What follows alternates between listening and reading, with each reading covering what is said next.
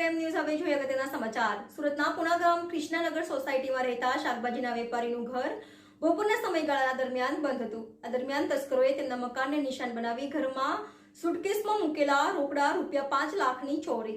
સુરતના પુણાગામ કૃષ્ણનગર સોસાયટીમાં રહેતા શાકભાજીના વેપારીનું ઘર બપોરના સમયગાળા દરમિયાન બંધ હતું। આ દરમિયાન તસ્કરોએ તેમના મકાનને નિશાન બનાવી ઘરમાં સુટકેસમાં મૂકેલા રોકડા ₹5 લાખની ચોરી કરી તસ્કરો પલાયન થઈ ગયા હતા। બનાવને પગલે બાદમાં ભોગ બનનાર વેપારીએ આ મામલે પોલીસ ફરિયાદ નોંધાવતા પોલીસે ગુનો નોંધી વધુ તપાસ હાથ ધરી છે। મિત્રએ જ તેના મિત્રના ઘરે ચોરી કરવા અંગે સોપારી આપી હોવાનું સામે આવ્યું છે। આ સાથે જ બે આરોપીઓને ઝડપી પાડી શેરડીના ખેતરમાં ખાડો કરીને સંતાડી દીધેલા રૂપિયા પણ કબજે લેવામાં આવ્યા છે। પુણાગામ કલ્યાણનગરની બાજુમાં કૃષ્ણનગર સોસાયટીમાં રહેતા ચંચલસિંહ અશોકસિંહ ચૌહાણ ઉંમર વર્ષ 32 શાકભાજીનો ધંધો કરે છે। મૂળ યુપીના અલ્હાબાદના વતની ચંચલસિંહ ઘરમાં ગત તારીખ 15મીના રોજ બપોરના 4 વાગ્યાથી સાંજના 6:30 વાગ્યાના અરસામાં તસ્કરો ત્રાટક્યા હતા। મુખ્ય દરવાજાના રૂમનો તાળો ખોલી અંદર ઘૂસેલા તસ્કરોએ રૂમમાં મૂકેલા કાળા કલરની સુટકેસમાં મૂકેલા રોકડા ₹5 લાખ સુટકેસ સાથે ચોરી કરી નાસી ગયા હતા। પોલીસે ચંચલસિંહની ફરિયાદ લઈ તપાસ હાથ ધરી છે। વીઆર પટેલ એસીપીએ જણાવ્યું હતું કે ફરિયાદી દ્વારા જે રીતના જવાબો આપવામાં આવ્યા હતા તેના પર પણ શંકા છે હતી, જેથી ફરિયાદીને બોલાવીને પૂછપરછ કરવામાં આવતા તેનો આવો જવાબ આપવા માટે તેના મિત્ર સુનિલ ઉર્ફે કાળુ સીતારામ સરોજે કહ્યું હતું।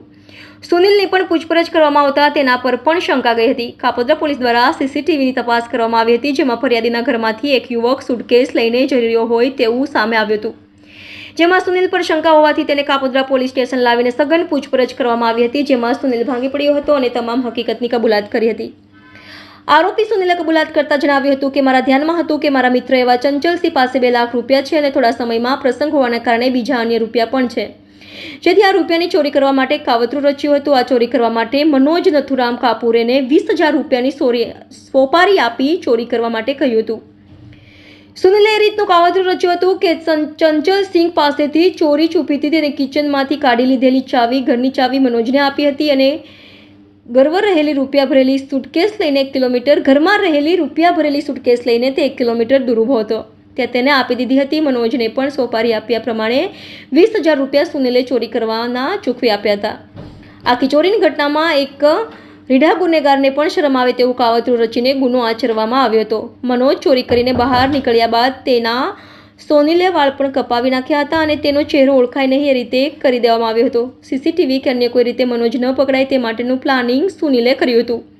કાપોદ્રા પોલીસે સુનિલ અને મનોજ બંને આરોપીઓને ઝડપી પાડ્યો છે। આ સાથે સુનિલે તમામ રૂપિયા નજીકમાં આવેલા એક શેરડીના ખેતરમાં ખાડો કરીને સંતાડી દીધા હતા, તેને પણ પોલીસ દ્વારા કબજે લેવામાં આવ્યા છે। હાલ તો પોલીસે બંનેની વધુ પૂછપરછ કરી આગળની કાર્યવાહી હાથ ધરી છે। રિપોર્ટર અભી Vora, city crime news, Surat. ગઈકાલ તારીખ 16/4/2024ના રોજ કાપોદ્રા પોલીસ સ્ટેશન હદના કૃષ્ણનગર સોસાયટીમાં રહેતા ચંચલસિંહ અશોકસિંહ ચૌહાણ નાઓએ પોસ્ટે આવી પોતાની ફરિયાદ હકીકત એવી જાહેરાત કરેલ કે તેઓના બંધ મકાનમાંથી ₹5 લાખની ચોરી થયેલ છે, જે અનુસંધાને પોલીસે ફરિયાદીની પણ તપાસ તજવીજ કરતા અને ઉલટ તપાસ કરતા ફરિયાદીએ જે જવાબો આપેલા એ જવાબોના આધારે ફરિયાદીના જવાબો જે રીતના મળેલ તે રીતે પોલીસને થોડી શંકા જ હતા। ફરિયાદીએ જે જવાબો આપેલા તે વ્યક્તિઓની પણ પોસ્ટે બોલાવી અને પૂછપરછ કરતા ફરિયાદી થોડી કોઈ ખોટી હકીકત જણાવતો હોય તેવું જણાયેલ। પછી ફરિયાદીને વિશેષમાં વધુ પૂછતા ફરિયાદીએ પોતે જણાવેલ કે મારા મિત્ર સુનિલ ઉર્ફે કાળુ સીતારામ સરોજ, જે મારા અંગત મિત્ર થાય છે અને અમે સાથે જ રહીએ છીએ, તેઓએ મને જણાવેલ કે ભાઈ તને પોલીસ સ્ટેશનમાં પોલીસ કંઈક પૂછે તો તારે આ પ્રમાણે જવાબ આપવા, જેથી પોલીસને તેના ઉપર પણ થોડી શંકા ગયેલી।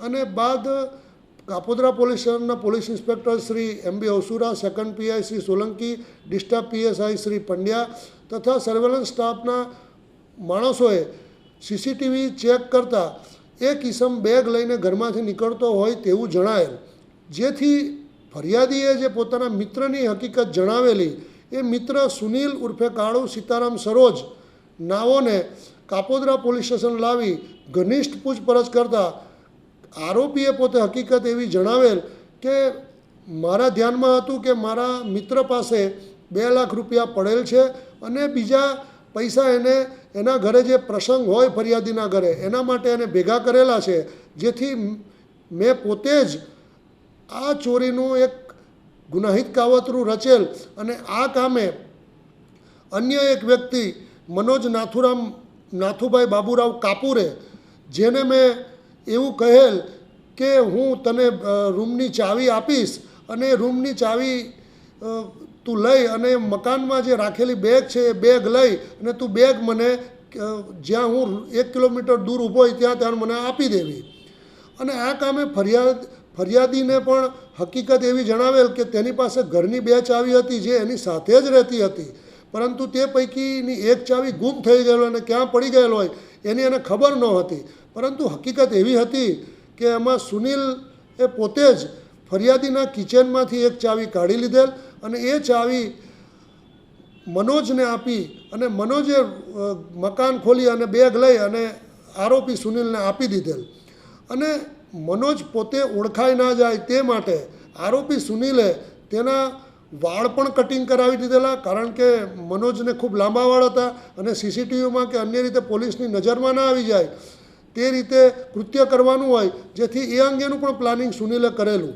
અને આ રીતના કુલ 5 લાખની ચોરી કરેલાની ફરિયાદ હકીકત જણાવેલ, જે આધારે કાપોદ્રા પોલીસ સ્ટેશને ગુનો રજીસ્ટર કરી અને પ્રશંસનીય કામગીરી કરી અને આ ગુનો ડિટેક્ટ કરી લીધેલ છે. અને ગુનાના કામે આરોપી સુનિલ ઉર્ફે કાળુ સીતારામ સરોજ તથા મનોજ નાથુભાઈ બાબુરાવ કાપુરે નાઓની ધોરણસર અટક કરેલ છે અને તેઓના વિરુદ્ધ તપાસ તજવીજ ચાલુ છે.